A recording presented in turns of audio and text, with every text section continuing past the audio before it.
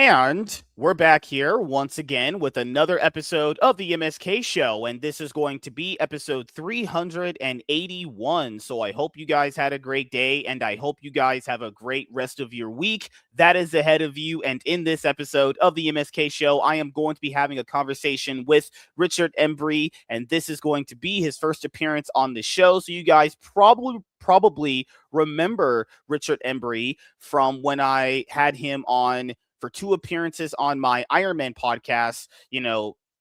I would say, man, that podcast is crazy because I ended that like fucking hell last year in 2024 when it was just only on Rumble, Twitter, aka X, and Twitch. But as you guys know, I stopped live streaming to Rumble because it is just a garbage platform that I do hope gets better, and I still do upload the VODs of these shows to Rumble. I still do that. I still support the alternative media, so no one can say I don't. But, until they fix their platform and the algorithm on their platform, not going to live stream there, and I haven't done it since. I probably get way less results on Twitch, but I don't care about that. I would rather them know, hey, I'm not going to live stream there until you fix your fucking platform. And no matter how many people lie to themselves and say it's good, I know it's not. You're not going to convince me otherwise.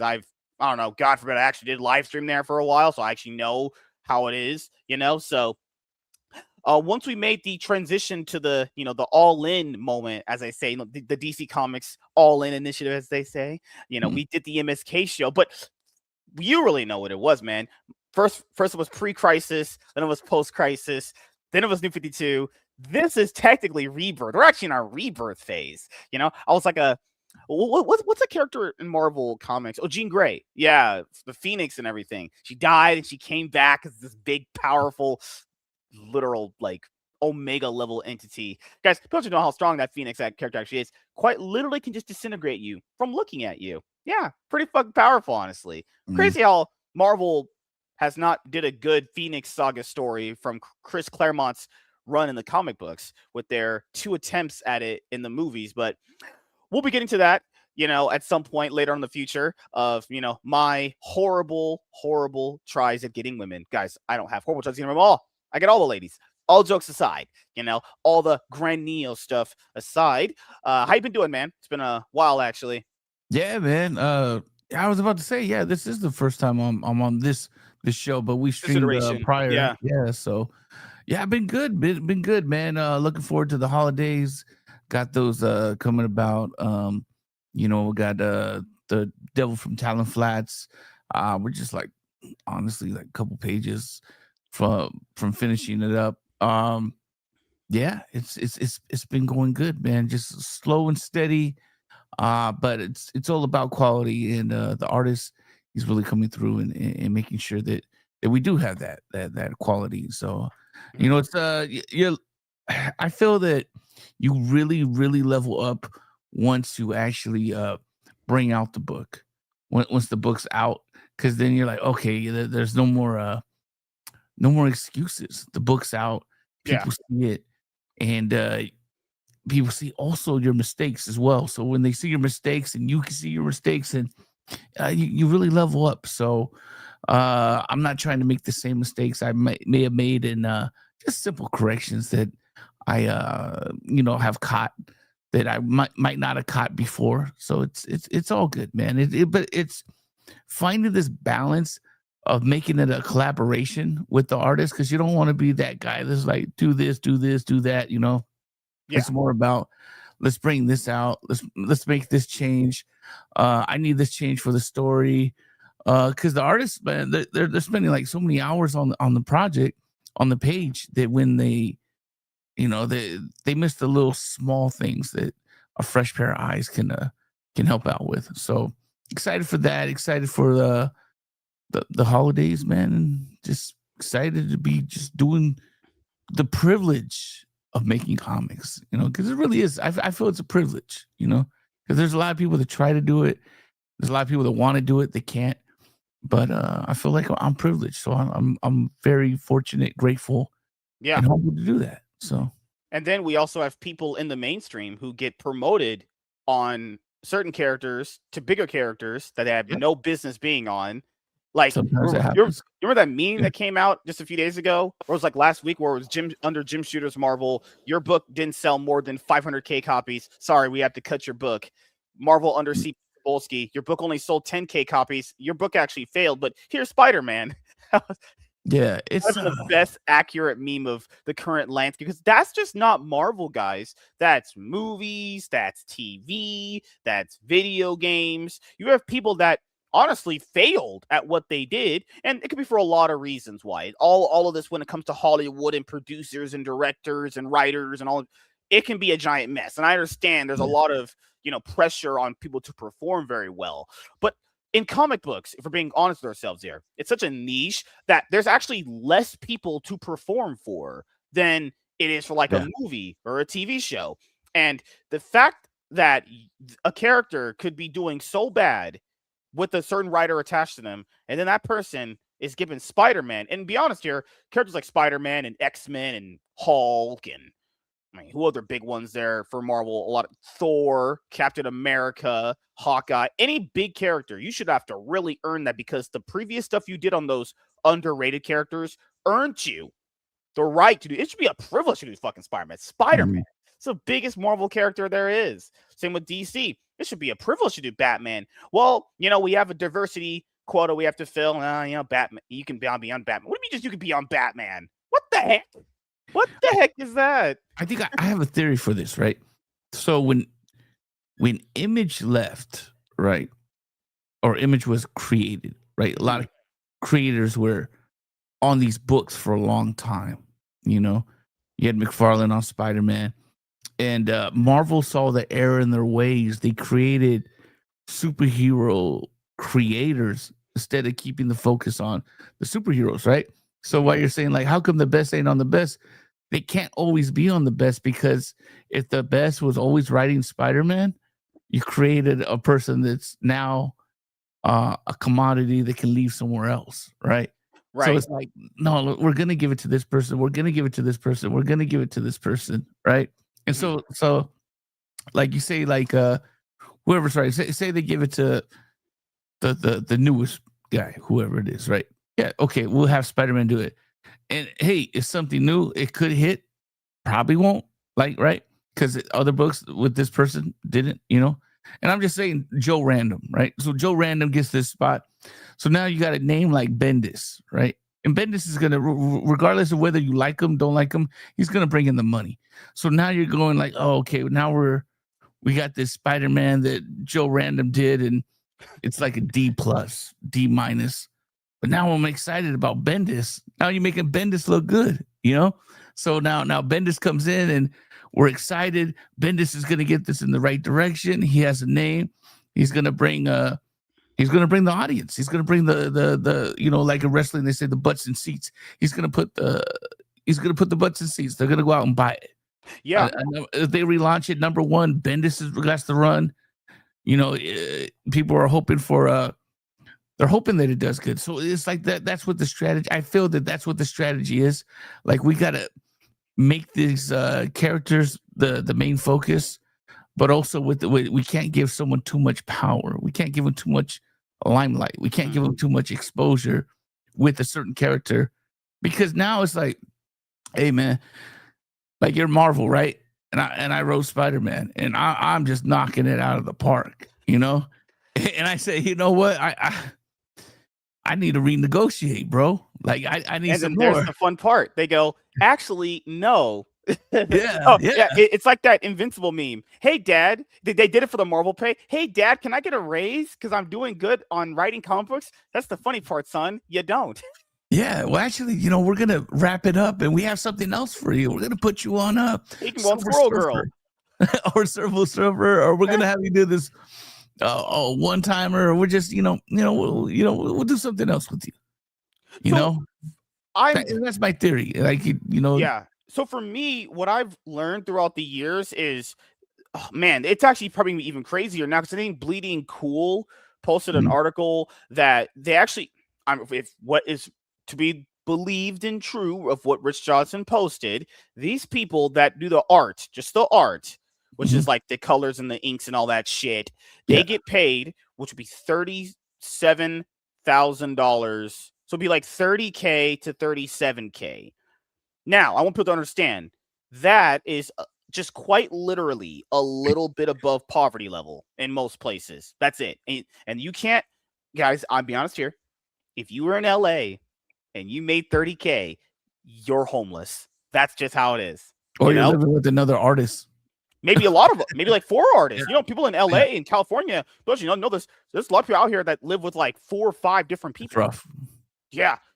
So it's rough. And so we never got the reveal of what the artists make. No, sorry, we never got revealed of what the writers make. Sorry, make sure I clarify. So the writers probably make just about the same, because there's always a certain writer that you like doing like 4 different books. Like Jonathan Hickman will be doing like 4 different books.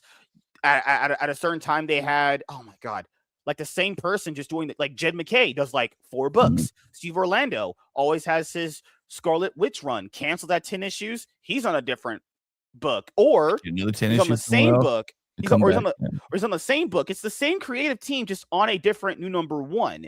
But or like for Miles Morales Spider-Man, they'll have Cody Ziegler, who just looks like an absolute clown, like literally looks like a party clown, and he's just on Spider-Man. Like recently, Marvel said they're going to be getting a Philip Kennedy Johnson on a 3-year exclusive contract. So I would imagine, because he's always been DC exclusive, Philip Kennedy Johnson, because he did that Superman run. His new Batman and Robin run's been doing pretty good for a lot of people. So I would imagine the only way you would leave DC, because DC actually gives royalties from what I know. Marvel gives incentives, which is like, we don't really have to give you anything for your collected edition work, which is reprinting your comic book run in the masses, like in an omnibus format and a trade paperback format.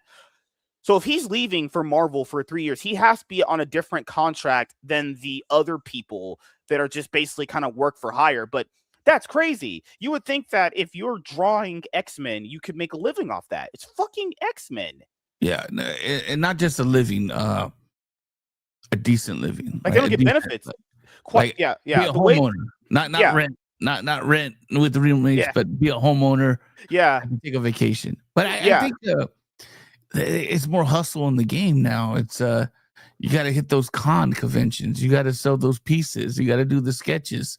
If you get say you get on Spider-Man, like you got some Spider-Man pages to sell, and that Spider-Man market is always huge for original art. So like while you're on that, you can really make some things happen. I went to a comic book convention, and dude had this sick cover for Godzilla and Spider-Man, and the pencils are right there. It's right there for like $300, and I'm like 300, 500, something crazy, Yeah. And I'm like, dang, this, he got paid for it. Yeah, he got I think it was Chris Campia or something.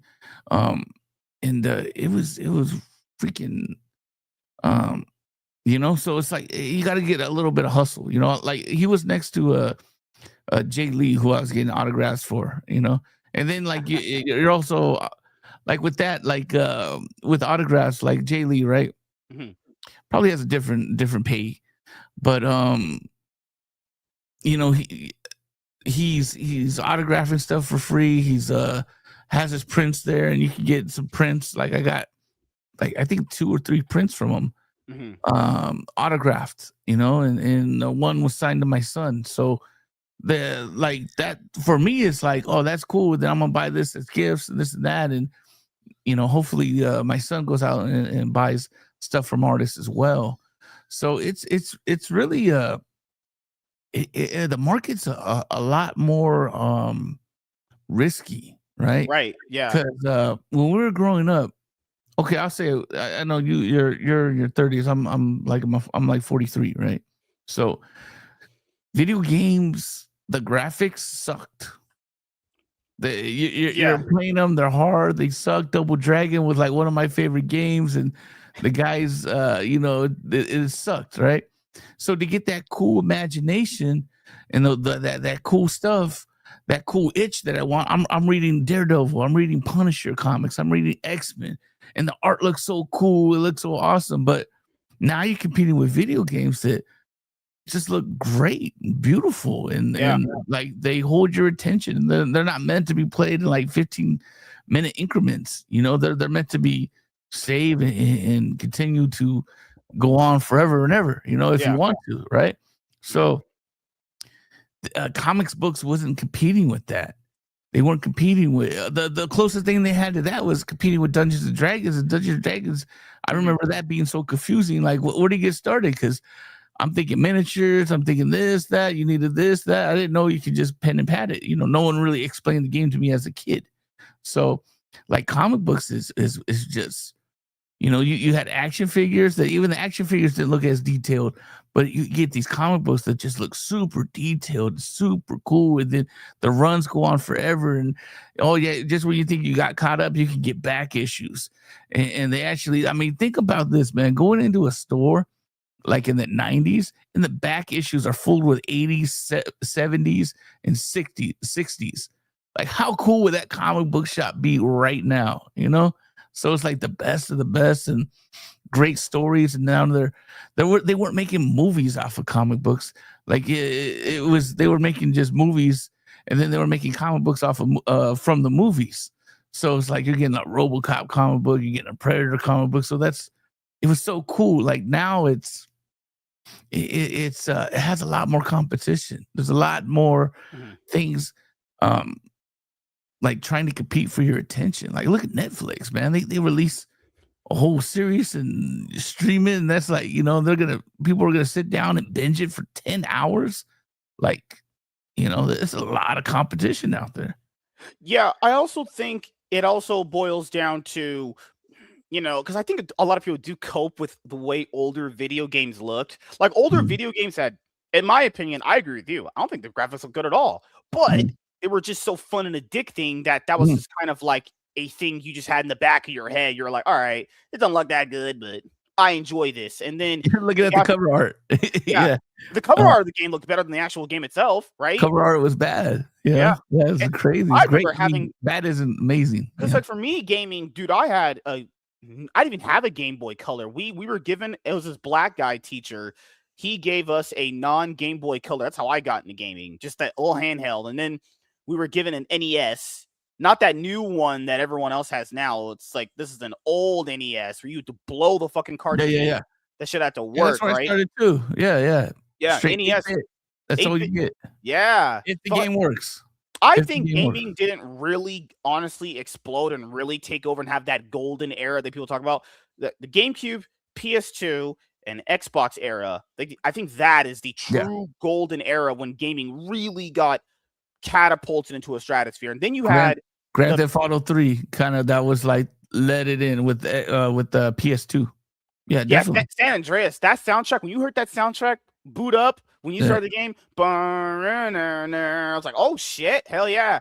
Then you also had the 360, then came the 360, and then came the PS3, then came the Wii. Like that for me right there, that's the best period of gaming, from the GameCube to the Wii era. That's the best period of gaming. And then you have this new era of gaming where they want it to be like home systems and shit like that. They want it to be like all that extra shit, Well, that was mostly Microsoft to begin with first. Like, PlayStation and Nintendo tried still to be that way, but then, like, I don't know. I bought a PS5, but I haven't even opened it it's right there. I haven't opened it out of the box at all. I bought a PS5 before the price spike. I bought it. Yeah.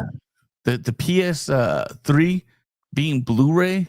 Oh, that was like, oh, and you had Blu-ray versus HD DVD or DVD HD or whatever the hell it was. And like, you're like, I was like, damn, I hope Blu-ray wins this war, and it did. And so you're like, man, that's cool. I can watch the movie. I can watch this. It was cool. Now I didn't have to go out and buy a Blu-ray. I could just watch it on that. And that's the same thing with that's what like PlayStation always been like. Okay, so the original PlayStation 1, that was a CD player. All right, it's like I got my CD player. I could play it off. I had to put my stereo speakers to my TV, so that was cool. And then PS2 was the DVD. So now not only can I game, I can watch movies, and all these cool movies are coming out on DVD. They're having DVDs. Like, DVDs are way more affordable. Now they come out, they're like $30. Back in the day, that you could get like Hollywood Video would like, okay, we rented these out and people don't want to rent them, but now we're selling them for cheap, $5, $3, And so the Blu-ray too, like it kind of always was that entertainment system.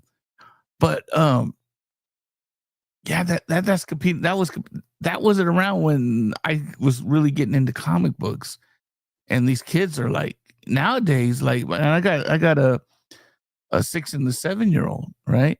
Okay. And they're all on Roblox and Minecraft and Fortnite. Those are the things. Roblox, yeah. Minecraft, and Fortnite. Or they're But on TikTok, which is the wife crazy plays because Fortnite, but the no, kids are like on Roblox, I, and yeah, I think this doom scrolling that was, I think ultimately Vine started it, but they went under. But like this doom scrolling that you do on TikTok and YouTube Shorts and then Instagram Reels and Facebook Reels. yeah. I think the main reason why people don't exactly read comic books or just books in general is because it's to sit there and read and pay attention without having your phone next to you and scrolling constantly. Man, people become so dependent on just like having a phone constantly next to you that you can't even be away from it for like 5 minutes to sit down and pay attention and flip a page. It's not Yeah, I scrolling. can You see gotta that. flip that page. You gotta pay attention, but I understand it from a kid point of view because like that's the generation they grew up in. I Mhm. like get it. Like that's your life right now. Back then, dude, when new movies came in, like the TV Guide channel back in the day, it was like channel 30. Yeah, yeah. Let's say this movie was new. You had to be there at that time to see Oh yeah. every inch of that movie right then and there. This is before rewinding and DVR and all that shit was a thing. You had to be at that movie. You knew it was like an 8 o'clock Saturday. I'm watching this movie for the show I Mhm. really like. Yeah, like HBO is gonna have a new movie. If you don't Yeah. have to buy the DVD, and it's Saturday nights, 8 o'clock. I mean, but we even experienced that recently with like Sunday nights, right? Oh, Walking Sunday Night TV Dead. used to be huge. Yeah, Yeah. Walking Dead, Game of Thrones, right?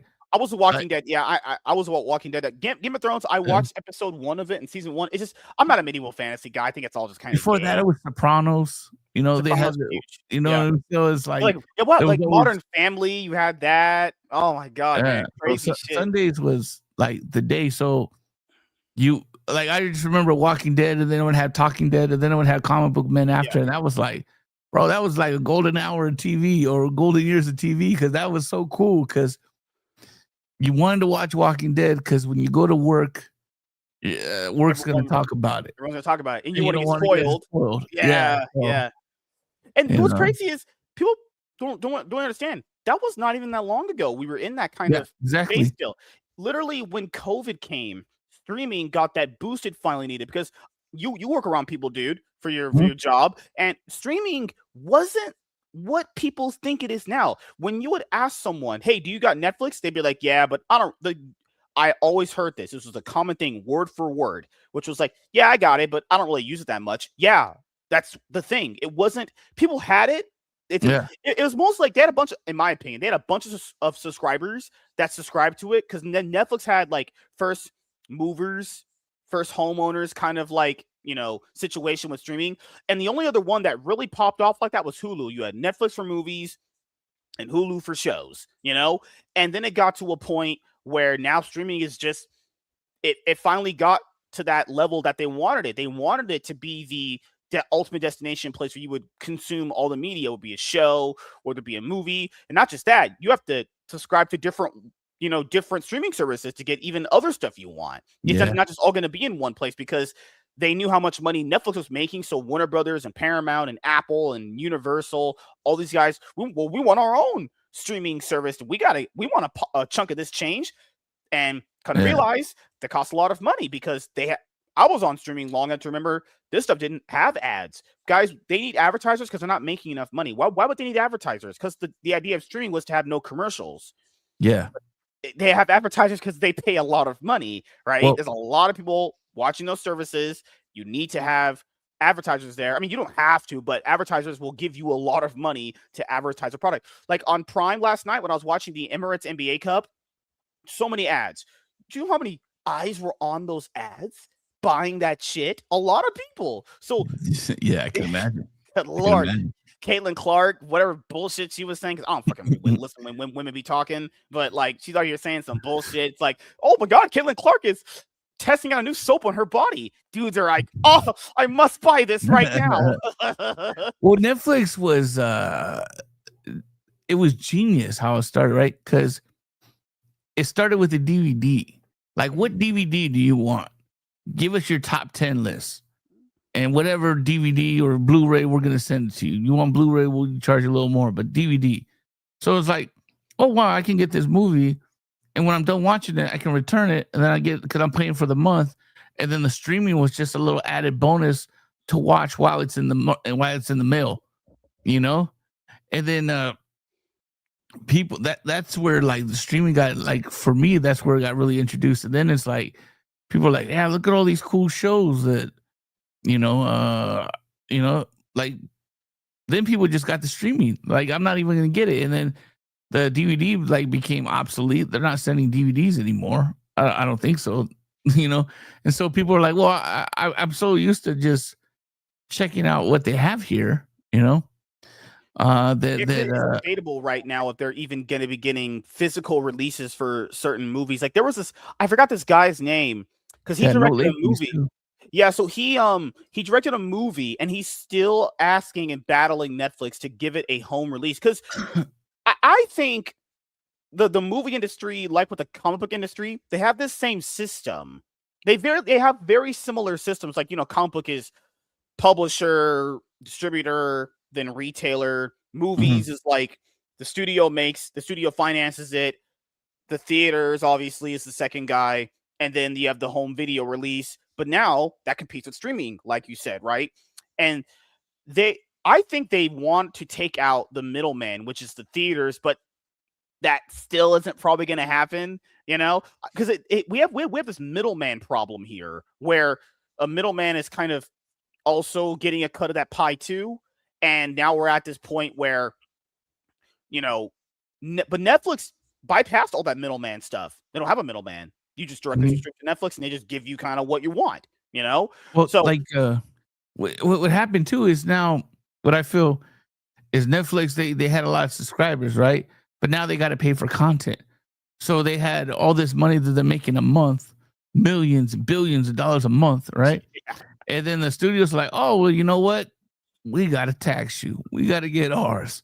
So if you want our movies, you want this is the price goes up. So Netflix is like, we got this money. Why don't we just make our own? We got enough money to make our own movies. So it's like, hey, director, you're looking for we're looking for content, bro. Will Smith, what's your price? Was it Bright? Sandra Bullock with Bird Box. Yeah. Remember Red Notice, dude? $300 million for that hunk of horse garbage. $300 million for that. How many subscriptions did it get? And people they never tell you. Stuff. What's crazy is they never tell you how much this new content actually brings them in subs. Because I know for TV, from everything I've read throughout the years, for TV shows, if it doesn't bring them new subs, they'll get rid of it. But that's not even something that they accurately live by, because I've seen horrible shows on Netflix get like 10 seasons, and that shit ain't bringing. I'd imagine that ain't bringing out new subs. The thing too, I think too with movies is they don't show I don't think they show the studios how many times that it gets downloaded. So that like when people like that's a brilliant negotiating, right? Because if say you got two movies, right, and one is fucking people are just going nuts over it, right? They're downloading it, they're watching it, and the one's a dud, right? And you want the same price for them? I'm gonna be like, nah. And then I'm going to talk you down on the other one and then talk you down on both. I'm going to like you put yourself in a position to really hard nose negotiate, right? Because you don't really know. And I'm like, listen, man, this is what we can afford. We can give you a little bit more for that other one, but this is what we can afford.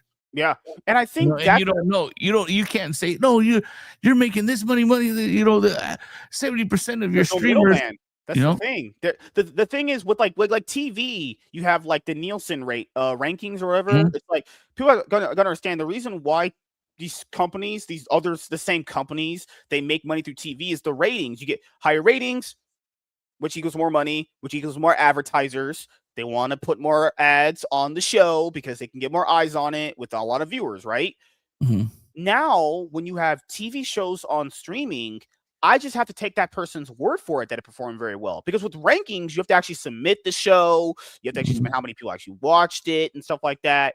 And that's Yeah. where it becomes a little disingenuous, is because, like, why would they not lie to you? Because they could just say, like, hey, my show did very well.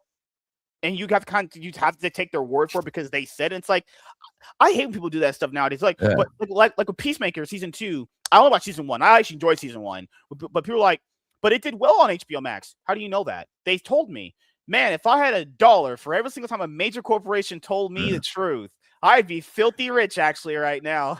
Imagine if you own YouTube and you're like, the highest rated show on YouTube was me. Look at it. You know, they're like, well, the comment section is really not.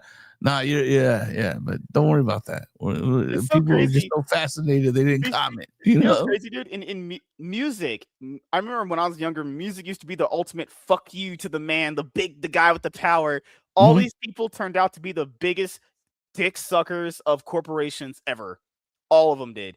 All of them just started sucking off these people so freaking hard, man. It was disgusting to see. You're like, fight the man, fuck billionaires, millionaires, rich people. They're scumbags. There's all the same people employing you, but doesn't matter. Principles don't mean shit, these people. And you see all this stuff now, like with Superman.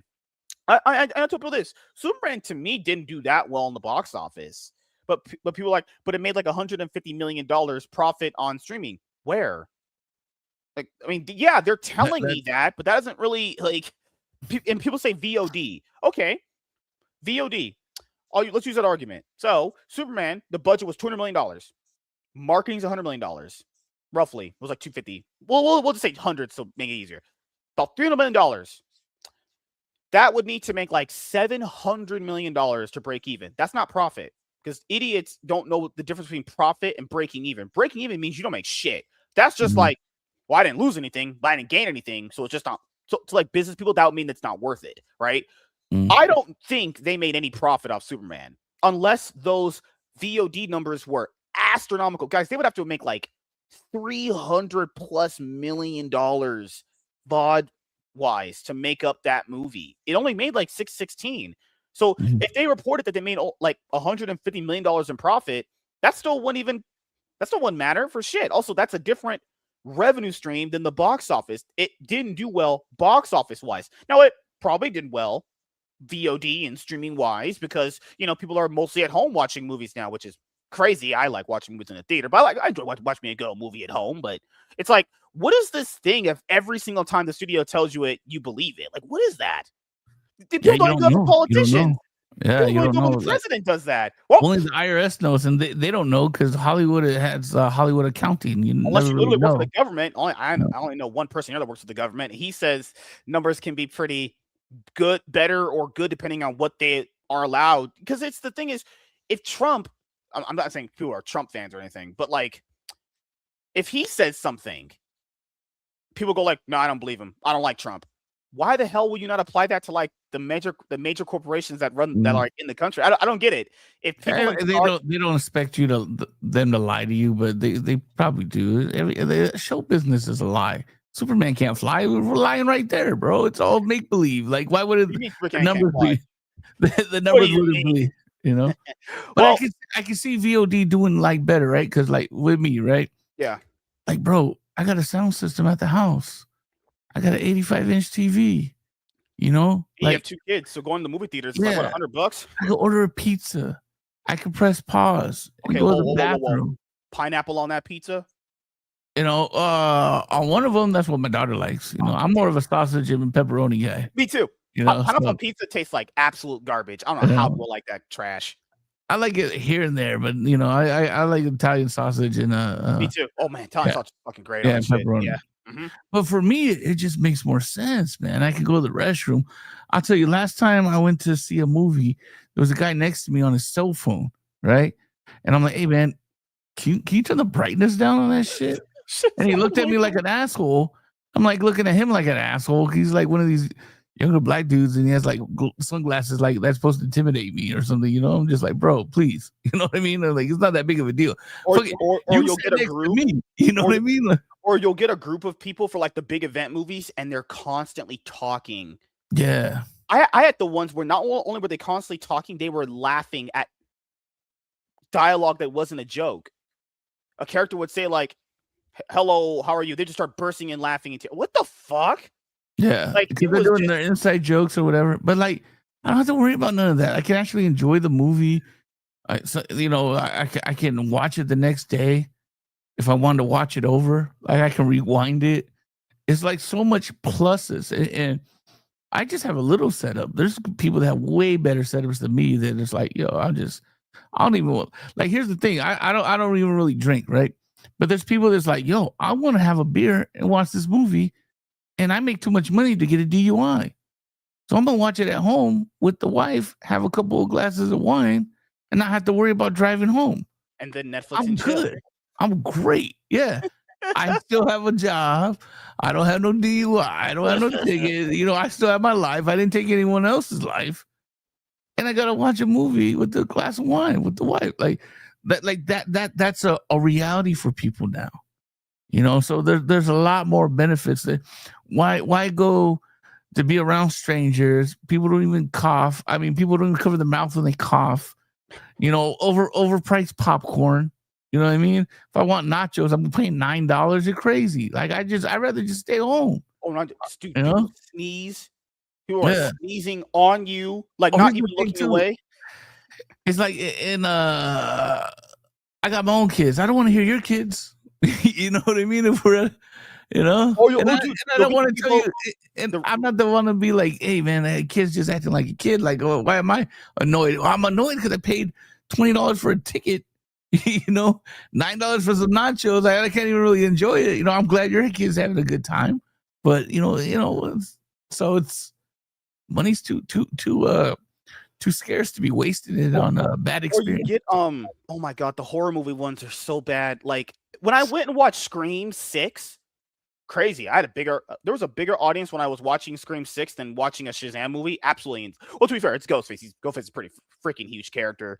Like you'll get the parents that'll take their like 8-month-old baby to Oh, a rated R movie, and when they're yeah. that young, they wake up like every 2 hours, and they just had to have taken them at the screening where the baby wakes up from the nap.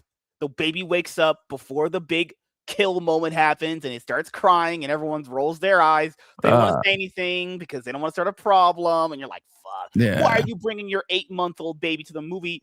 But they have to because they can't afford a babysitter because having the The baby fucking costs ticket is $20. The ticket's $25, yeah, man. Like I having get the it. baby. People don't know about health insurance here in America. You might I live in think Europe. Health insurance is when you have a baby with health I think insurance. Woo, they cover all that. So a horror movie would be the only time I really would want to go to the theater because it's like that atmosphere. I don't know, like horror are you fans are gonna go just watch Scream freaking 7? cool, huh? Are you gonna go watch Scream 7?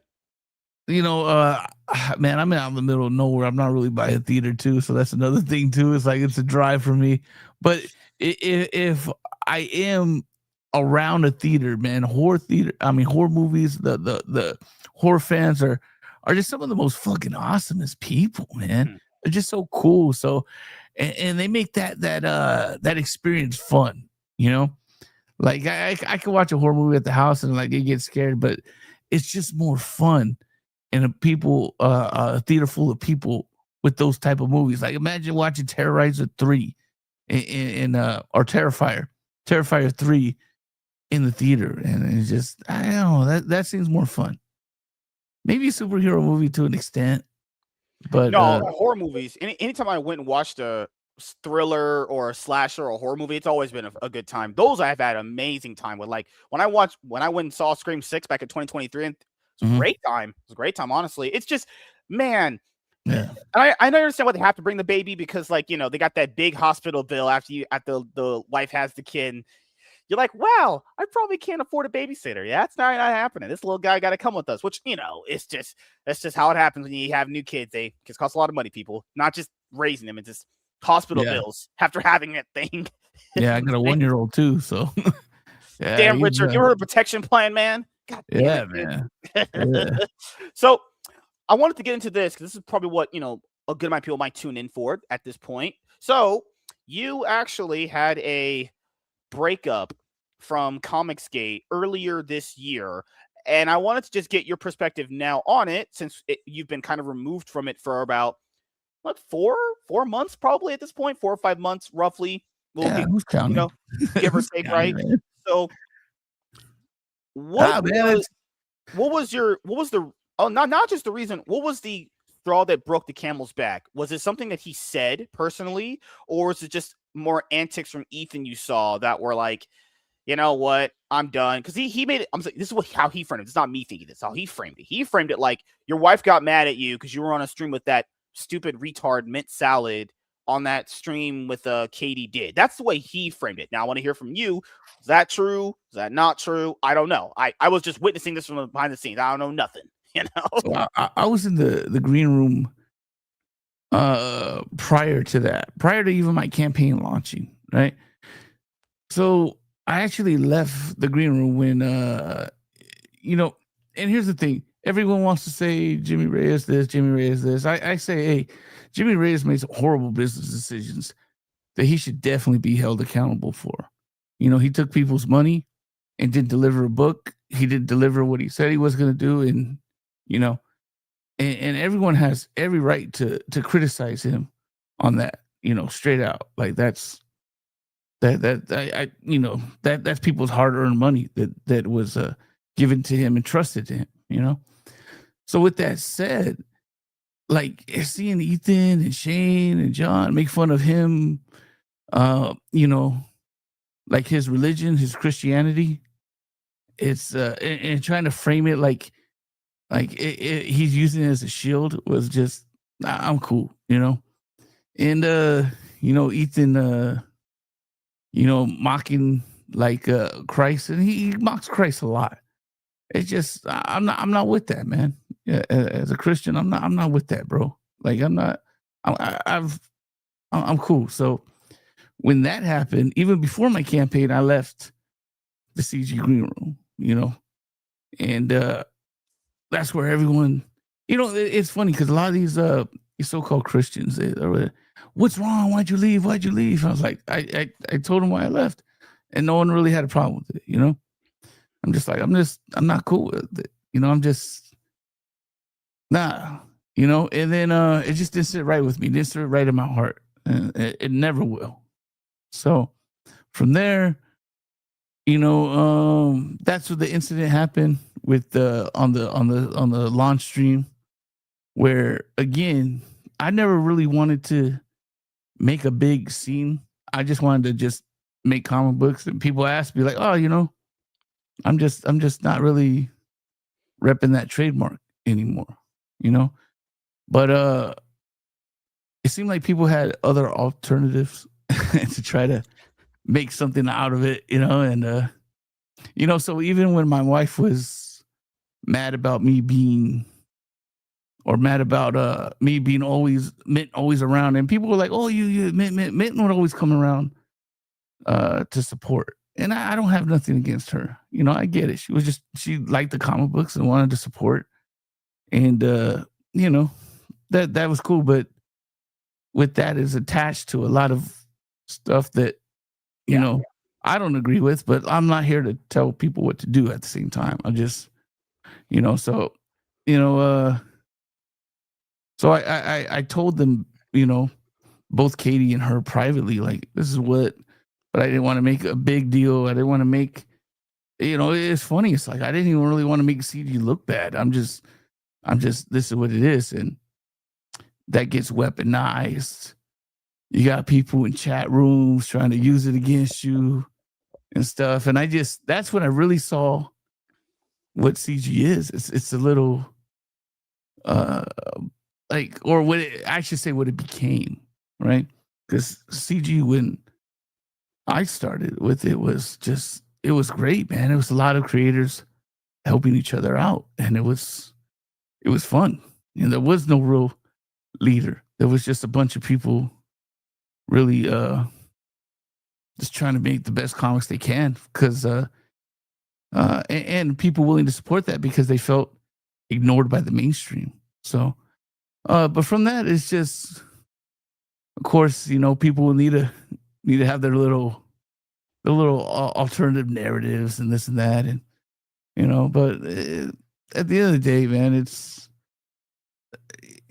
people are seeing the truth, and they're seeing for what it is, and they're seeing who's really hanging around and who's really like it became just basically Ethan's fan base, and I'm just it it's not the movement. It's not the movement that it was. So Mhm.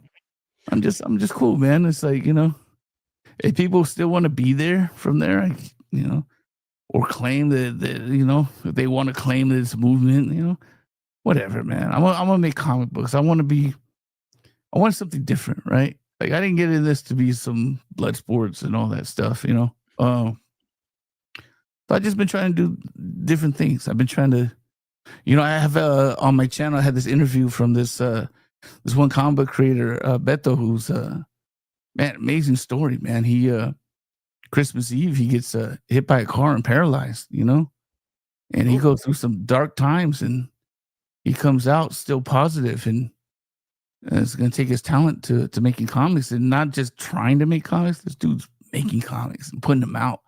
And I'm like, dude, that man, that's what I want to be around. Like, people like that, man. That's the stories I want to tell. That's the interviews I want to tell.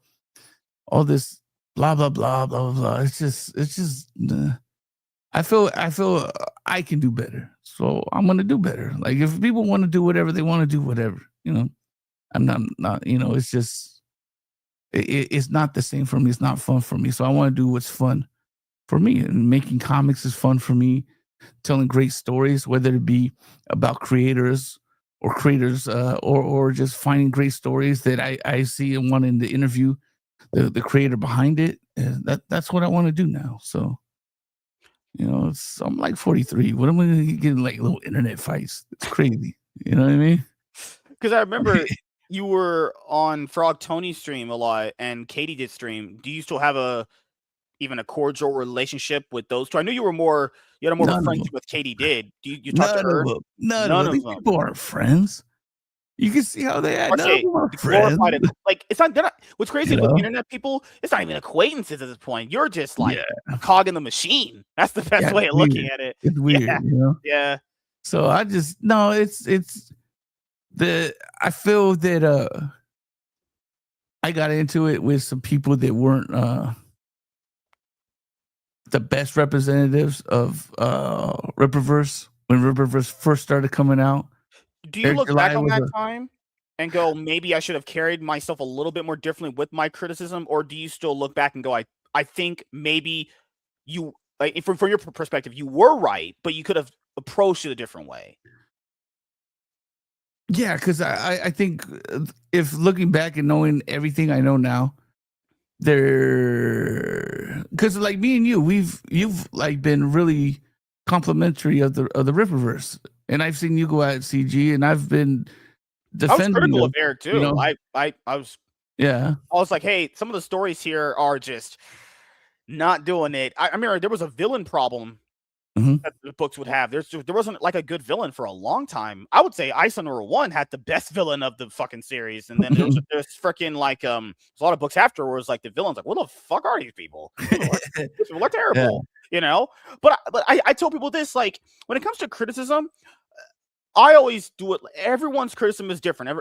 Every way and how someone would word their criticism is different. Like, just because I might word my criticism a different way, I would like people to understand. Doesn't mean I hate someone or dislike them. That's just Yeah. how I feel about what you're making. And I've been so busy getting other omnibuses and other collected editions. The last Rippaverse book I bought was Yara number 2 or Great War of Separation. I I said it on my Yara number 1 review. This book's pretty bad, honestly. It was not Yeah. good, you know. But I still met Jen. We had a great we had a great connection, great conversation at the FNT meetup earlier this year, you know. Mhm. So I know my interaction with all these people is way different, but I remember your interactions was way crazier. Like, Yeah. Well, I don't know if Eric July still has you blocked, but looking back on yeah. that time now, you're like, this is kind of silly the way I probably handled things, right? Well, Eric's a different person now too, right? That's true. And That's and, and true. I Yeah. noticed a lot of the criticism I had for Eric, I would give like semi solutions, right? Like I remember being on Tony's channel saying, "Hey, man, Eric, you're new at writing. Don't give these long speeches about how to write and publishing. You have the money, you have the funds. Hire Barron, hire Chuck Dixon, have them write the script, learn from the script, read their script, see compare your script, see what you're doing differently, and just working with them, you're gonna learn like tons, right?" And I'm not saying he listened to me, but that's what he did. So how can I be mad at him for doing the suggestion that I did? And I'm a disclaimer. I'm not saying he listened to me, but that's what he did. Now, and I also said, hey, you have this warehouse. Make this warehouse make money for you. I said, get a printer. Start printing and being the one and all. Like, if you're a comic book, I'm going to go to Eric and print, and then he's going to ship it, and I don't have to worry about nothing. And then like 10 copies get sent to me or to my house, or I could send my copies or whatever. Everything gets fulfilled all in house. He didn't buy the printer, but he starts doing Ripperson. So I'm not saying he listened to me. I'm saying he did what I said, you know? So it's like, so how am I going to get mad at him? Like, when it came down to it, it maybe not have been him. Maybe it's someone that's like, hey, maybe that, Embree's an idiot, or an asshole, but that's actually a good idea. I think we should look into it. And they looked into it, crunched the numbers, it made sense, and went with that, right? Then he's also not getting into these confrontations and this and that, because a lot of things too was the attitude and the bravado. And I'm like, man, come on, bro. This is comic books, bro. Don't try to come in here and bring like gang culture and all that shit. Like, me leave that fucking like at the door, man. This is where people are going to have escapism, not try to pull up and be all this weird. And he changed the total direction. So it's like, like, hey, you changed the direction. That's cool. Like I said, not saying he listened to me, but like that, the suggestion was, So how am I going to get how am I going to keep being mad or at someone that's every suggestion, or at least the main suggestions I had, he's done. The only thing I think I was on crazy, and I said you should fire all these people, because it's like I said, bro, you made $3 million, and there's no actual pros. You have people that are like know books and stuff. Maybe they know something. I don't know what their degrees or what but they have no actual pros. That when it goes out, there's all these mistakes happening, and he's having to take the blame for it.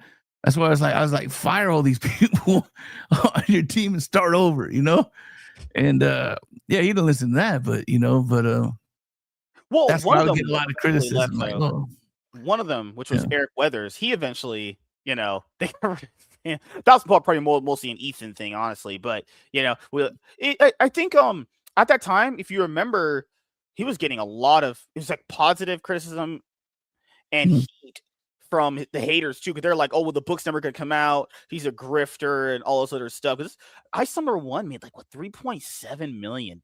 Fucking insane. That has to be like one of the highest highest pre-order campaigned comic books ever. I've said this too when I would criticize Eric on Tony's channel. I said this many times. I said he's making new writer mistakes, the same ones I did. It's just I didn't have that big of a spotlight on me that he does. So he's doing it in front of everyone. But I bet you everyone that started writing and this and that were making similar mistakes. It's just they didn't have that big spotlight on them to where everyone's criticizing them. Like, if that person that's criticizing Eric wrote their story for the first time, they would do the same things. And it's delusional of people to think, oh, if I did it, I would do it differently. It's like, no, you wouldn't. Like, if people don't understand how I actually did try to write stories before, everyone makes the same mistakes. It's very rare you get someone that doesn't make those mistakes, that is just a prodigy at freaking doing it, You want to hear something crazy, right? Because everyone's like, a lot of the pro CG people, right? They're like, oh, CG is always about helping, right? Eric goes to Ethan. He's like, hey, man, I need a colorist. What is the first thing Ethan does, and then brags about it later? He gets him Gabe, right? Gives him Gabe El Taib, and then he tells him his price, page rate is way higher than what Ethan's paying them. So new creator coming out has some steam, and he's already getting sabotaged by the leader of CG. And it was like, but and then now Eric's hurting crowdfunding. Yeah, I remember he had this. You know what I mean? So Yeah, when you start putting pieces together in CG, you start seeing that, nah, man, this isn't helping people. Contrary to popular belief of what Ethan's been telling people, I always think, looking back from the history and all these other people, these people are horrible people. Good Lord, just a group of bad people, honestly. Or not the bad people, too. It's just a bunch of straight up, honestly, losers that you would call a fucking, like, in real life, those people would be straight up nobodies you'd laugh at and never want to be. They were the people at parties. They'd be like the family members at parties where you tell your kids, honey, don't end up like your uncle cousin Jim. You'd be like, yeah, he's a little crazy. Don't end up like it. They'd be the people at parties that their family members would tell, don't end up like that person. Like you said, Ethan had a problem with Gabe, or they had this falling out of some kind where I think Gabe wanted to be on more and Ethan didn't want it. Really, I like talking. I've met Gabe several times. I like talking to Gabe. Was a great person. But the point is, a new creator's coming out. Yeah. And then he gets sabotaged right out the gate. Right. Going to CG, and who you thought, like you asked, are these people friends? None of people are friends, man. Like how fucked up is that? Yeah, like when I heard that, I was like, damn, that and all these new creators. Ethan wants to say he wants the best for the Rippaverse, but his first instance helping them was sabotaging. Ethan acts like he wants to help new creators. That's how he treats new creators. If he did that to him, what the hell is he gonna do to these other new creators that want to follow him and ride his coattails? And he got mad because Yellow Flash leaked his page rate. I'm like, dude, you told Eric what Gabe El Taib's colorist rate was, and that's you exacerbated it. Yeah, that's a good potentially having him lose money. I'm not saying Gabe didn't deserve. Gabe is a great guy, but just that right there is such disingenuous bullshit. That the way Ethan handles these kind of things, it's like, why would anyone trust this guy? Privately DM this guy. My first ever interaction with this guy, because I thought he was a cool guy back in the day. I did. A lot of people did. Yeah, I DM'd him. I was like, hey man, I would love you to come on my channel and talk to you one-on-one. He was like, no, and then blocked me. I never mentioned this guy. I've never talked to him ever. That was our first interaction. And then he followed me when I was like a little bit more pro CG, I would say. And then I was like, wait a minute. I had the same light bulb moment you did. I was like, these people are horrible people. And then the Ethan Eric July drama, it went. Some people are really cool. Yeah. It's just they've been around when it was a movement and they still believe that it still is that. So I more like complacent too. And because then it was the Eric July thing that really just, I was like, dude, what's wrong with you? He just lost his brain. I remember how fake there was a stream that Eric did with Ethan. I don't know if people remember it, where there was a super chat that came in, and a super chat said, hey, Ethan, would you ever go on F&T? He said, yes. This person is such a disingenuous fucking garbage human being. It's crazy to me. There's people out there in indie comic books like yourself who get the books out with way less funding on time, shipping them too. Yeah. And this person gets all this money and doesn't represent the movement well. It just doesn't represent the movement well. Anytime someone says you don't do these things right or correct, and I get it, creator to fan perspective, but his criticism, remember what he said to Eric? Any criticism you get, whether good or bad, should be taken in. Yeah. He doesn't apply that to himself, not even close. He said there's no such thing as bad faith criticism. That's the dumbest thing I've ever heard in my entire life. Do people know what bad faith means? The reason why bad and good faith is a thing that's talked about in court is because courts need to prove if the intentions of what you were doing are good and bad. So, like, if someone shot somebody, do you need to prove that person didn't maliciously do that, or did they do it because they were trying to save themselves? That's why it's just an example of good and bad faith, right? So when someone says there's not good or bad faith, I know that person's a retard. I know that person is a stupid fuck. I'm sorry. It's a person like that, because intent matters with things, right? Whether you're trying to mislead someone or you do it out of the goodness of your own heart. Yeah. It's manipulation. Yeah. A lot of it is power and control, manipulation, misguiding. You know what I mean? It's like but if you understand the game, you see through it, and like it's becoming more easy to spot than ever. Yeah. God, man, Like, that place I is would just say such a this, mess. Ethan was a lot more charitable back in the day, and that really covered his tracks. Like, even with Jimmy, right? When he messed up with, well, just, I don't even want to say messed up, because messed up implies it was a mistake. We made a horrible decision not to get the book colored and then go to print and then not have the money to ship out. Horrible, horrible mistake. But Ethan was there to give him a free cover, you That was know? the one time I did give Ethan a little bit of credit. I He was like, was you trying to know help what? him there. Yeah, yeah. I know Ethan likes to share DMs, but I messaged him like, bro, man, that's fucking.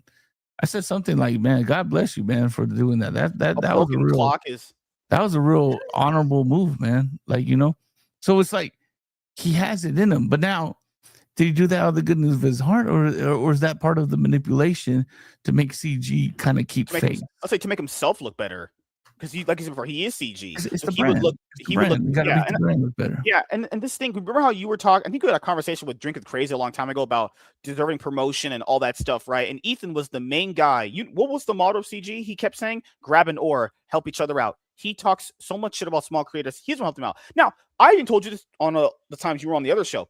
I actually do agree with his criticism of smaller people. I think some smaller people are I've been around a lot of communities, and I know smaller people get jealous and mean. Look, I get his point. I understand that fully. I do agree with him. The problem with that is you can't be going on Twitter and saying, I want to help small people, but then say small people ain't shit.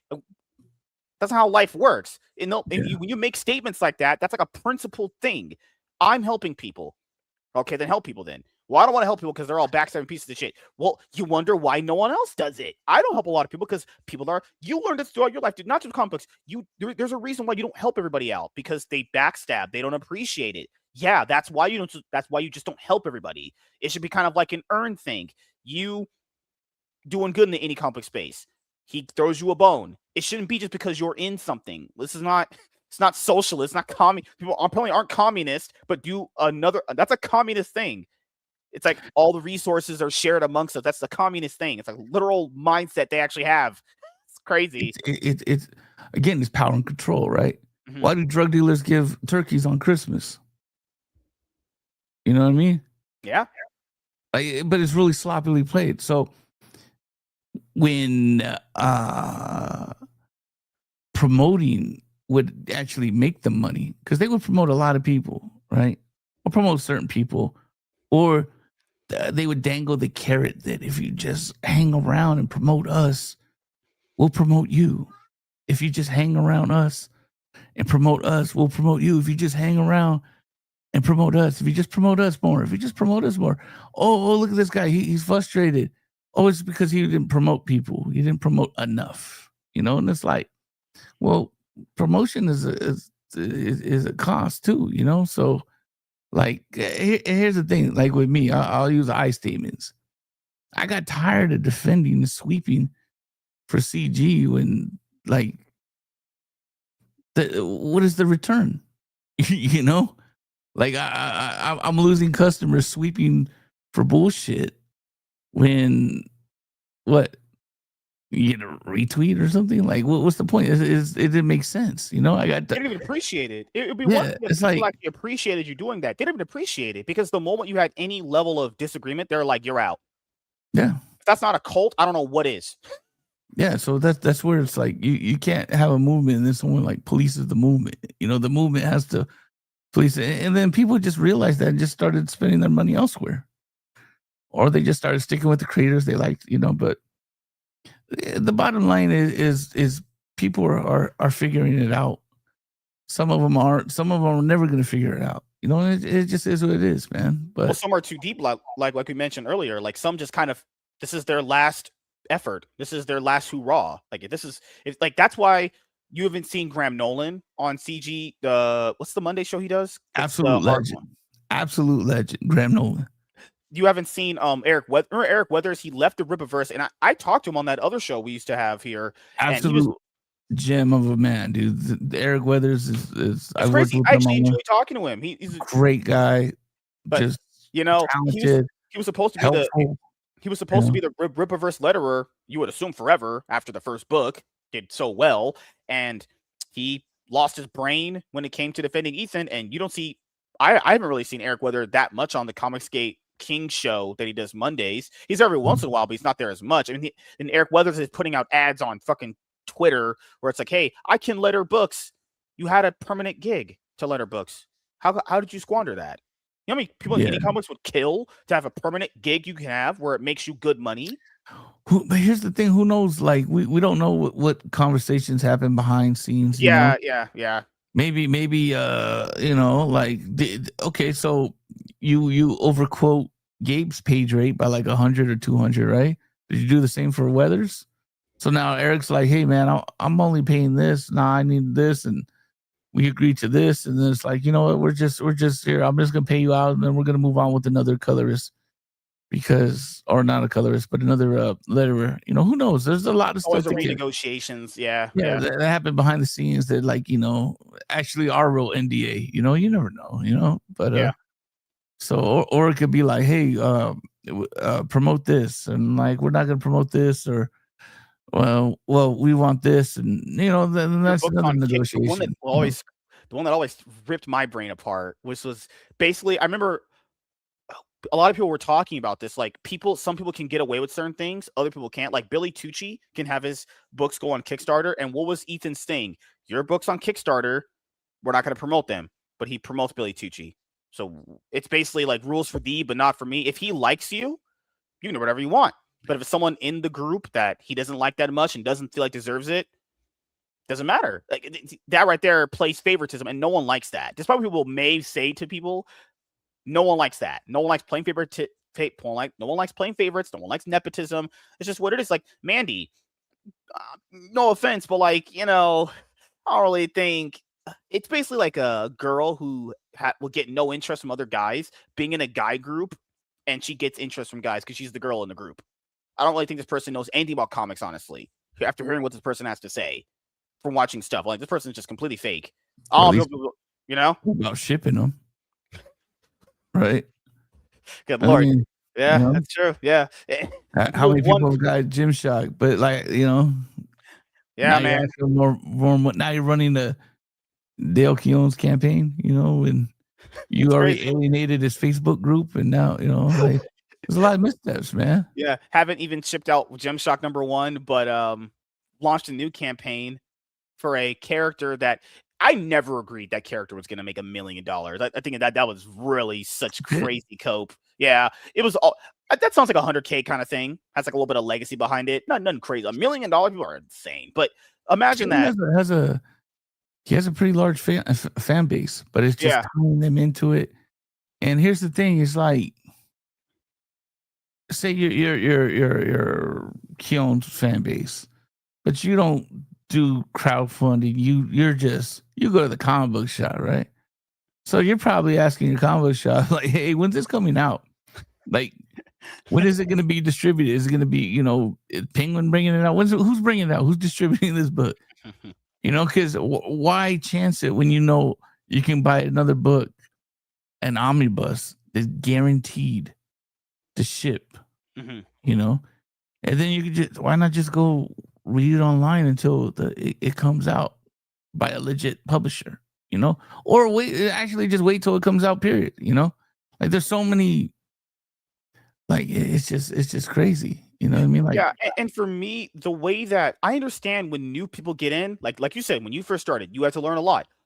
I think people understand that. I think people do give some grace to new people, but people also would like to see people working on getting something done. Like when someone sees someone kind of bullshitting at a job or any form of work environment, someone goes to them and be like, hey man, can you pick it up here? Let's get the shit together. Like if they were, in my opinion, like Ethan has a lot of late campaigns. Mandy has a lot of late ones. John, I don't know when the fuck Godlike 2 is coming out, because that's late as hell, I'd imagine right now. Like if these people were putting their nose to the grindstone, as the saying we used to have back in the day, getting it done, and you can tell they're getting it done, and it's going to come out. It might be a few months late, but it'll be coming out. People will go, you know what? All right, it's coming out a few months late. Delays happen all the time. It's fine, but it's not happening. People don't see you working because, like, you can't be working this much if you stream 8 hours. If you stream about 3 to 5 hours, there's no way you're getting that much done because there's only 24 hours in a day. So many people have kids, so when you get off stream, going and sitting there drawing is probably not possible because kids, they like their attention from the parents. They do that a lot, So And that people dropping out, it's not going to happen. It's going to be a slow drain, a slow drip. You know what I mean? As people are like, that's enough, because it only takes one customer, right, to come home and be like, man, work sucked. Where's my fucking book? You know? Then you get that bill like, oh man, I can't pay for this because, or I want I want to go out for this and I can't, well, like you check the bank account, you're like, oh yeah, that's right, I haven't got that, and it happens little by little, to where people are like, nah, I'm cool off that. I'm just not gonna buy it anymore, So it's I don't know, it's each their own. But again, a lot of things have changed, man. See, like I was making comics before internet, before Comicsgate, before, or I should say before I joined Comicsgate, but I'd probably say before Comicsgate too, So where it's like you're an artist alley, you can't be like, hey man, give me $5. My book's gonna come back next time. Come back next year, I have a table. It's like, I'll give it to you. Let me write down your name. Like, nah, bro. Yeah, a lot of people don't get that thing. A lot of people don't get what you're saying when they watch this back. It's people don't want to. It depends, but most average people don't really care how the sausage is made. They want to buy the sausage at the store when it's made. They can take it home and eat it. Like if at a con, all people care about is having those books right there for them to buy. Well, you have to sell them on buying the book, but you guys get the premise, right? So you can't be like, hey, my book's eventually coming. I saw my wife have sex with my brother and I'm traumatized and I can't do my work anymore. They're gonna go, goodbye. Like people, I never get this fully sharing of a sob story. I wanted to tell people this, like even on Twitter as well. When I was a little bit more arguing with CG people. Nobody can. Like, I'm sorry, if bad things happen, I get it. A death in the family, people get sick. That understandable. People they're fine with that. That's understandable stuff. But no one cares that your wife yelled at you. No one cares about hey, you had a bad day at work. It sucks. I mean, it's how you live as a man. It does. But people just want to see their shit. With Jimmy Reyes, right? Jimmy Reyes, horrible decisions. Whoever was guiding him needs to be beat up, because I know Jimmy cared for the customers. And the reason I know is he started his the comic book, had heart surgery, was in the hospital. I remember. Survived that, got out, and said, you know what?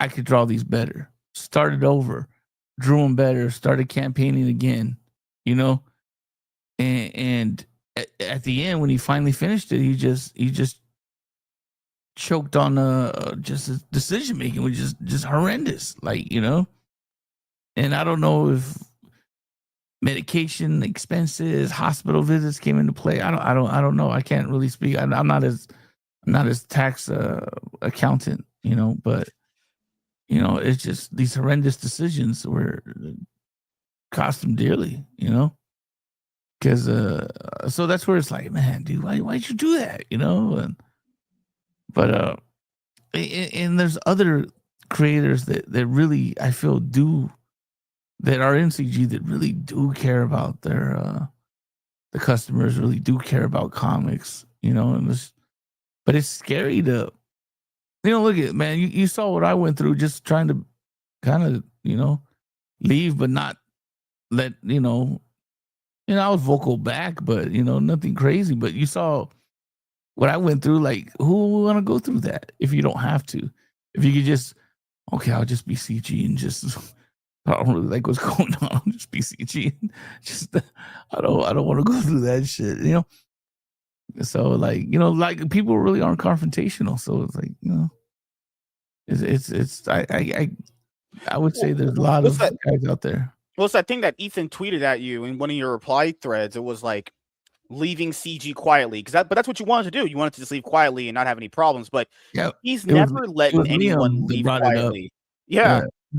It was Liam that brought it up, and then you had Katie with her fake tears, and that's how I knew. It was like, I told you all this in private. Like you're putting it in blast. You're using me for content. So it's like, okay, let's go the content route, you know. Then I catch Tony in the gay op against me with his throat goat account. Now we both laughing at it. Everyone's laughing. Bro, I united anti-CG war campaign and we're all just laughing at these losers, man. And I don't even want to do that. I just want to make comics, man. I just want to make a cowboy comic. Bro. And a comic that my daughter created a character for, man. I'm trying to keep it simple, bro. Mm-hmm. But it's whatever, man. I wish both them the best. And look at a lot of these Oh, it people. hasn't gotten better. I'm pretty sure. I know you haven't dibbled your toes in a lot of crazy stuff. I saw one where he was just yelling at her. And to be fair, Tony, I've known him from long back ago. Different fandom he was a part of. That's crazy. I don't agree with him anything he says anymore. But the way he was yelling at her, I was like, you know what? Broken clock is right once a day. You know what I mean? Because she is a moron. Like, I know that person is fake. It's the reason why I get angry at men for letting women do that is because I know I've lived enough of life to see when I can tell when someone is being fake, whether it's a dude or it's a guy. I can tell. I've seen it. I know the mannerisms. I know the words. I know everything that person's about to do because I've seen it so many times. I can tell when there's a disingenuous woman here. She's only here because her husband probably works a lot, doesn't give her a lot of attention, and she's here to get attention from dudes. And a lot of women regret being married. Women literally get the leading person why divorce happens. They don't want to be married. She probably herself doesn't want to be married. For being completely honest here, she's in love with Ethan. She doesn't want to be married, but she can't leave because she knows her market value is low. and I think it's clout. I think when so that could be the one you of the never yeah. were the person. You never were the guy. You never were the girl. You never sat at the cool people table. You know, you never been in VIP. You know, like I've experienced all this shit in my life. You know what I mean? Well, women, it's a little bit more different because they crave attention. And like, she keeps talking about her kids and everything. And it's like, I can tell she doesn't like her life. And then kind of find out she's potentially a Yetophile. It's like, what the fuck? Or a Yetophile enthusiast. That's the thing too, because with the whole website, right? Yeah. So like a long time ago, I had a website and I paid someone to do content. And I was like, bro, write an article. I just need content. I'll pay you like $15, $20, just write about your life, bro. Don't even make it difficult. Just your experience, bro. As long as it's yours, And this guy, he went out and copied Jim Zub's articles word for word and changed his name in Jim Zub. Jim Zub, the writer of Conan and many other things. So my dumbass fucking, because I'm following these people. I tweeted, Jim Zub's like, this is my fucking article, you piece of shit. And I'm like, hold up. So I took it down, explained to him what happened.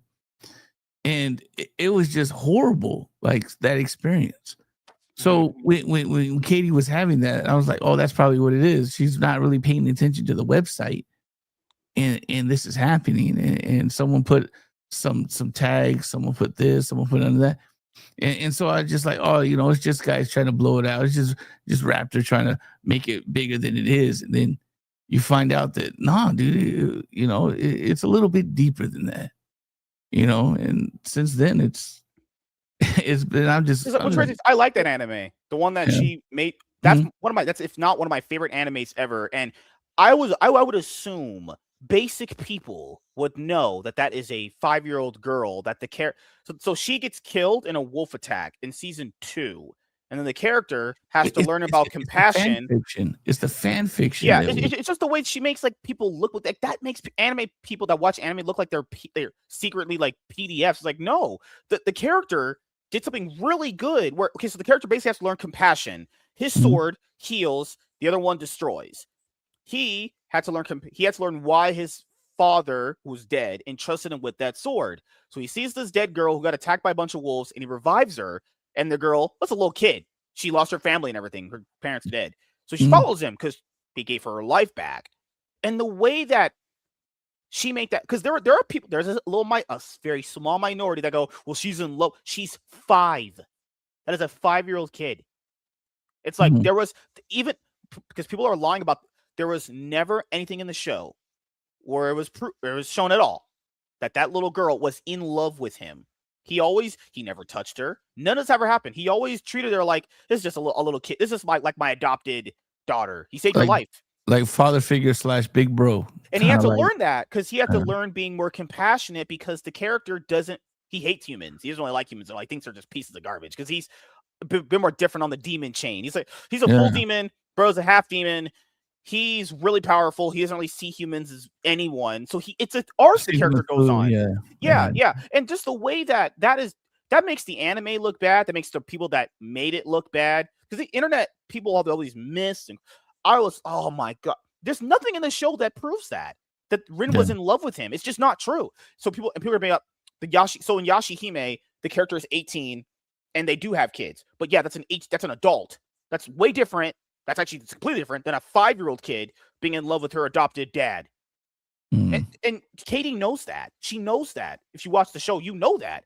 And to depict that in your disgusting brain, a 5-year-old girl who was saved by this guy, you want us just... I can't. I just can't do it. Like that's I didn't understand the fanfic, and I'm just like, bro, I'm not. So now that I explained it to you, you're probably going like, how would anyone get that in their brain? Trying to investigate it. So I just, that's where I'm happy where I'm at, man. I'm making comics, man. I'm with the kids. I'm doing more videos. Maybe she likes doggy style. Who knows? I don't know. None of my business, man. So I'm happy, man. I'm going back to school.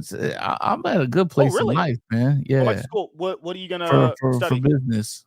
Okay. Business marketing, stuff like that, man. Business management, because it's like if you can learn how to crunch numbers, you can find out a lot of stuff. Like what is worth doing, what is not, what is true. And it's like I know how to do it within a certain capacity, but there's a lot I could be learning. So I'm looking forward to that, man.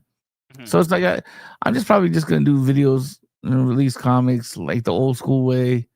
Just I work hard, I find funding for them, I make sacrifices, and I get these stories out because I want to get the stories out. Yeah, no like books 5 years late.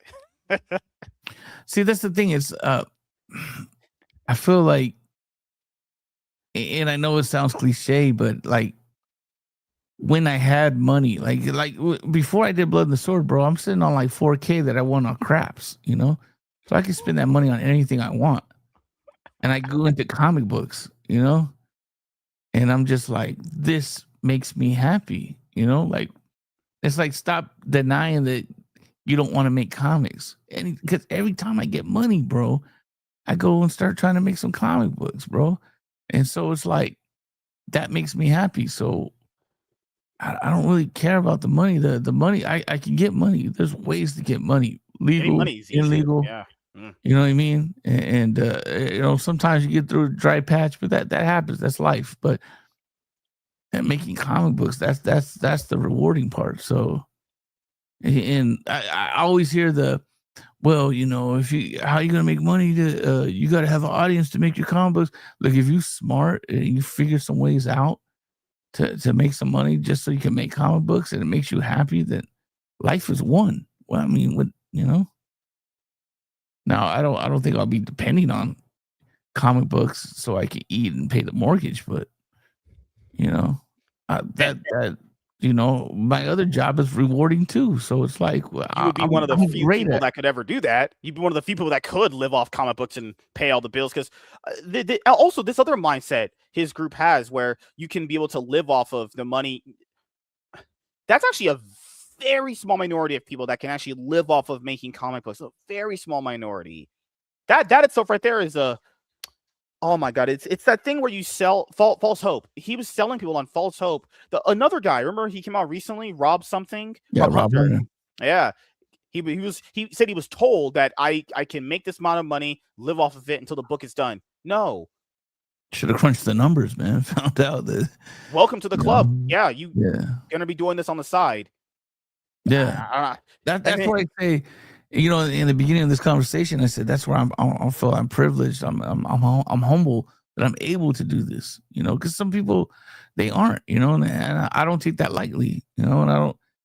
There's two things I learned to not play with in life: people's money and people's respect. Mm-hmm. Now, when you're holding on to someone's money, people perceive money differently. Some people perceive money as that you got to. If you disrespect my money, you're disrespecting me, right? So that's I don't know. Maybe that I'm just have that old school mentality. So for me, it's like, man, anyone that buys a comic, I respect your money, I respect you, and I'm trying to deliver the best product I can, in a timely fashion. So it's. Also, last few things I'll ask you. So first one, well, actually 3 things. First thing is, do you have Blood and Sword issue number 2 coming out very soon? It's already out, brother. It's on the website. Oh my God, issue 3. Okay. 3. I'm waiting to wrap up Devil from Talon Flats issue 1, and once I wrap that up, my plan is to do Blood and the Sword 3 and Talon Flats 2 at the same time and release them at the same time, already completed. So I think that's the best move. I feel that my audience really comes out when it's done rather than the crowdfunding, because I haven't tried crowdfunding in a long time, and I tried it with Devil from Talon Flats, and I just really like having it ready for the person, like we have like 81 backers, and I wish I could have just raised the money myself, had it. And this is how I'm going to move in the future, is get the money, have it, and then these 81 backers would have it within a couple months. I like that. That works for me. That works for the customer. So moving forward, just no more crowdfunding in that man, form? Don't need it. Okay. Hell yeah. And the thing too is, I think if you're looking at the market, man, there's only a few people who could actually crowdfund. Like look at Graham. He's like a legend, bro. And crowdfunding, like, it's kind of dead, And that Graham's a fucking legend, bro. That's a legend. RT Bears, amazing. The numbers ain't really there, Even Ethan's numbers ain't really there. Like the crowd, either the crowd isn't there, or crowdfunding is that was more of a COVID phase. It kind of phased out. So now, you said it best. Comic books is niche. The crowd is niche. So let's go and keep them happy. And happy is delivering good stories, great art, and timely and professionally. Because that's the big thing that you brought up right there. Numbers have been going down. I mean, the Indiegogo website revamp proved that. These people were, there was multiple people backing multiple times to make it look like there was more backers, when in reality it was just the same person backing the same thing like 3 times over, which is, that's just what we call that. I'm pretty sure you're learning this in physical. That's called inflating the numbers. That's like literally what that is, and that's deceptive. You can't do that, This is the trend I see within CG. Ethan puts up the number, then people hit 10% of that. So Ethan making 100, Graham and all them making like 100K, right? Mm-hmm. Now Ethan's making what, 300K? Graham's making like 30. Mm-hmm. You know what I mean? It's probably more right now. He deserves to be freaking 200K. Yeah. I mean, Shane's still, Shane's hitting like what? I think Shane is the only one that's, maybe other than Malin, that's really ramping those numbers up. But Shane delivers. He puts in a lot of work. Like his numbers should be higher, to be honest. And for his numbers to dwindle, like he's doing what you would hope someone would do, right? And his numbers are going down. So it's either the fan base is moving on, people are moving on from crowdfunding or something. So for me, like I haven't worked at the big 2, right? That's another thing too. These guys had their fan base from the big 2. Well, the big 2 had a fan base. They went to the big 2, got a fan base there, and then carried it out of the big two, right? For someone like me, I'm not working at the big two, so I got to do it real grassroots style, right? So for me, grassroots means keeping it organic, keeping it happy, and keeping the stories original. And I think that keeping it happy, keeping it going, that is having it done first for me, because it feels faster, right? Like you're waiting on Blood in the Sword, but when you already paid, it feels like you're waiting longer. I feel so. It's like it's like GTA right now, right? Everyone's waiting for that to come out. But once it comes out, and you can actually pre-order, it's gonna, or you're not gonna remember the wait. But if you actually pay, you remember the wait a little more. I don't know. I think it's psychology. When you spend your money, you Like remember delayed the wait. gratification. Yeah. Yeah. Instant gratification is a plus always. Yeah, that's the thing is they got into this mindset where, like, the corporations think, from what you're learning, is like they always look at numbers as a thing that goes up and up and up. They don't like to look at a world where the numbers go down, because that would imply, hey, what am I doing wrong? Is there something bad happening here?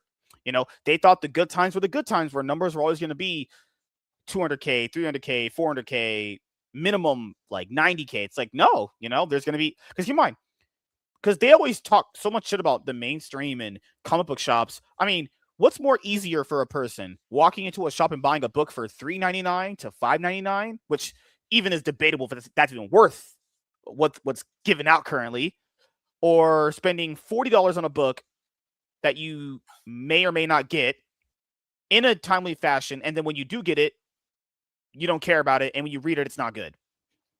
What's more better for the customer? They'll always choose the other one. Yeah, something like right now, right? Me and you, if we were like in the same studio, we'll be like, let's go in the car, right? We go in the car, go to a comic book store, right? You have $4 and some change. I have $4 and some change. We can go buy Rook Exodus, the best comic book out right now, art wise, story wise. Jeff Johns, Jason Fabrook, fucking destroying it. Destroy anything in crowdfunding, anything in CG. No disrespect to the legends, and I say legends lightly. Mainly Graham Nolan and a handful of others. A lot of them are. Give Mike Baron his props, a little bit there. Of course, Mike Baron, definitely legend. Like, I'm talking about the real legends, and I'll let people debate who. Not the legend behind the TJ Pizza Parlor, right? Yeah. Not the pizza legend, but like, so we can go buy the best comic book, read 20 pages of it, right? Which is half of what you're kind of buying at a 45 page, right? Read 20 pages of it. And I say, yeah, this is awesome. And you'll say, yeah, this is awesome. I say, guess what? We can do this next month too. And we can do this next month too. And we can do this next month too. And we can do this next month too. And like, And then actually, after you keep doing, hey, bro, I can't afford it this month. Don't worry. The trade's coming out. You can read whatever you forgot all at once. We hit 6 months in a row. 6 months, that's 120 pages. And they say, hey, guess what? They're gonna take a little break for like 6 months, and then they're gonna have the next issue in 6 months. Mm-hmm. Bro, we got 120 pages in like under a year, and we're gonna wait a couple months until the next one. And the story is kick-ass, the art is kick-ass. So you know what we're gonna do? We're gonna read all of them over. We're gonna find something else, right? And that seems rewarding. Now that's what you're competing against, because there's a lot of mainstream comic books that are actually good, bro. Conan, fucking amazing. From Titan, get the fuck out of here. You know how Ethan likes to bring up that F&T and them, Geeks and Gamers, like to, he always says that they are always bringing out this concept that is basically, these corporations hate you, they despise you, they don't want your money, or they hate that you're giving them your money. But like, by that same logic, doesn't he function the same way too? The same way he speaks about the way that F&T would speak about, like, I don't know, Disney, that's the same way he speaks about comic book shops. Like Could be. You know, I don't it's the really, same logic, you know. you know. But my thing is, again, it's manipulation, it's power and control. You know, it's all manipulation. Well, So when I hear he's statements selling like you the that, idea that, hey, he's selling you the same concept that he's criticizing someone else for. He's selling you on the concept that, hey, the mainstream doesn't like Marvel, DC, Image. They don't like you. I like you more. Give me money. That's the same. I don't. It's like, dude, I'll be honest. Absolute Batman's probably better written than most things CG probably puts out. It just probably is. You know. but here's the thing, like, well, let me ask you this: if I say, hey man, I'll sell you this, you like this camera, I'll sell you this camera because I like you. I'm gonna cut you a deal. I'm gonna sell you this camera. So I'm gonna sell it for X amount. You send me X amount, right? I say, yeah, I like you, man. I'm gonna sell you this. I'm gonna give you this camera for that amount. And you ask me, has it shipped yet? Nah, man, I'm getting to it. Has it shipped yet? Nah, I'm getting to it. Has it shipped yet? I'm gonna get. How long do I got to tell you? Has it shipped yet? Or how long? How long do you got to ask? Has it shipped yet? Because you realize that, hey, maybe Richard doesn't like me. Maybe he stole my money, right? So you say they don't like you, they hate you, this and that. But how are you gonna say that when you at least the product is there? They, you know, at least when I go to the store and here's $5 and they give me Rook Exodus, that doesn't seem like they don't like me. That seems like they like me. When I give them like $6 and they give me Ultimate Spider-Man, that seems like they like me. When I give them like $5 and they give me Titans Conan, that seems they like me. You know, the new Captain America run, that seems they like me. And these are all stuff that the new Punisher, where you got Dan Panosian fucking killing it. You know, the Punisher Red Band. You know, giving me the Punisher with the logo back. Right, violent as all ever. You know, Benjamin Percy, right, doing that. Right, I think they like me, or at least they like my money. And I don't care if they like me. But that's the thing, As though. long They're as they supposed to honor only my like your money. money. We're not supposed to be friends. That's great. And I get it when creators hear about if these guys don't. I get it. I do get it. But I'm not supposed to care if you like me. We're Are they not giving me something worth friends. my money? Yeah. Yeah, Are they giving me yeah. something worth my money? That's You why know? I always separate the art from the artist. I'm pretty sure most of these mainstream writers and artists look down on people because they think they're like celebrities or everything. But I don't care though. I'm not. I'm never gonna interact with you. I probably wouldn't like you if we talked because you're probably some fucking egotistical, crazy moron. But the thing is, Or you could be he's cool. selling you on CG being a family. It's like, dude, I don't want to be your family, and I've seen how you treat people, so probably not ever. It's like, dude, we're supposed to be just like you're the maker, I'm the buyer. Give me my shit. This like notion that we have to be friends and connect is so gay. Why can't we just be like, you give me my stuff that I bought? That's it. What is I this? mean, it really used to be like that though. It really used to have more unity, you know. It used to be, and here's the thing, there used to be levels, right? There's like lower levels, mid level, and the higher level, right? A higher level with the kings and all that. And the lower levels and the mid levels, they disappeared because they just like it's just not worth it for them. It's just different, you know. So, but like I said, to each their own. I hope I'm happy, man. I'm having a great time living life. You know, I'm blessed. You know, got healthy kids, man. Strong household. You know, I don't got you know, a lot of the problems and stuff. It's just I'm chilling, man. I'm making comics. I'm having a good time. You Hell know, yeah, man. so Last few things I'll ask you, man, before we head out yeah. is first thing, which is, do you have anything planned coming up for the rest of 2025 going into 2026 you would like to let the audience know about? Nah, I'm just focused, bro. Focused. Like, you know, only thing I want to let you know is I'm focusing on Talon Flats, you know, making sure that it's the highest quality I can get it, and that we deliver something. I'm happy with how it's coming out. Happy with the script. There was some adaptions I had to make with staffing. as far as like editing and editorial, but I'm making it along, man. It's nah, man. This is. I'm very excited about this comic book, and I know people are gonna enjoy it. It's people really enjoyed The Last Goodbye.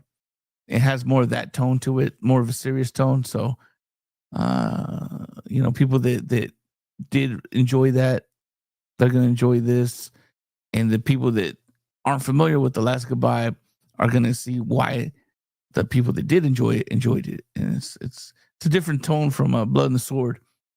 But I love westerns, bro. So it's my love letter to that.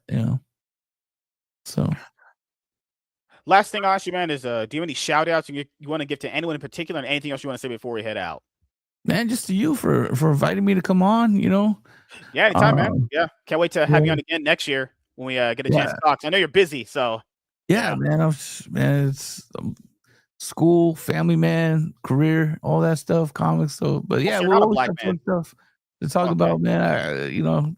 That was cool talking about movies and stuff. We'll see what Netflix does, because if they actually do get Warner Brothers, that's going to be crazy. Or if Paramount comes and takes it over, that's going to be nuts. Mhm. All I know is I bought a stock in Warner Brothers. I made some money off it. When they said they were going to sell, that was a beautiful day. Woke up, I think earned like $7 or something a share or something. It was beautiful. I hit that sell button quicker than I'm like, oh, whoop. The money is in the bank. Sell it, keep it.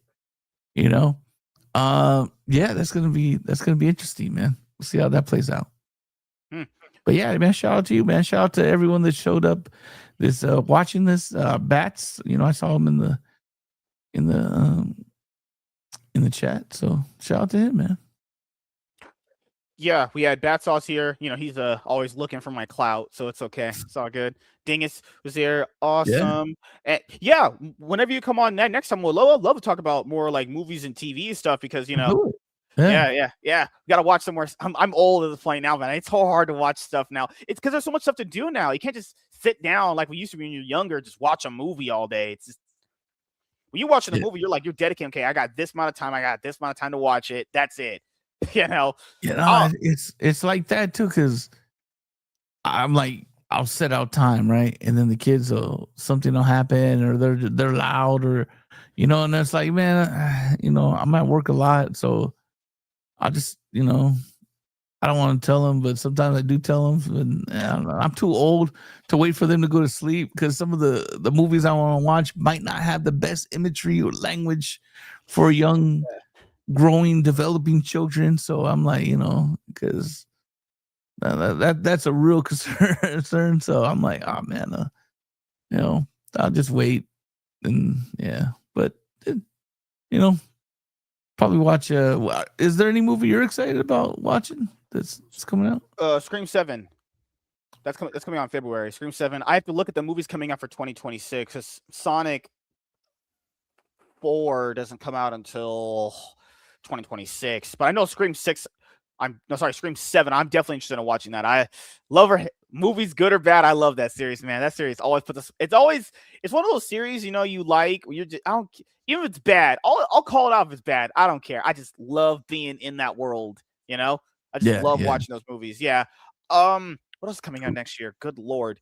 I mean, Supergirl. That trailer didn't really excite me, honestly. So yeah. That good God. poster, that poster looked like a Warren Ellis comic, and I was like, okay, that's how. That's what I took for it. Like, this looks like a Warren Ellis comic book. Like, that's what it's gonna be.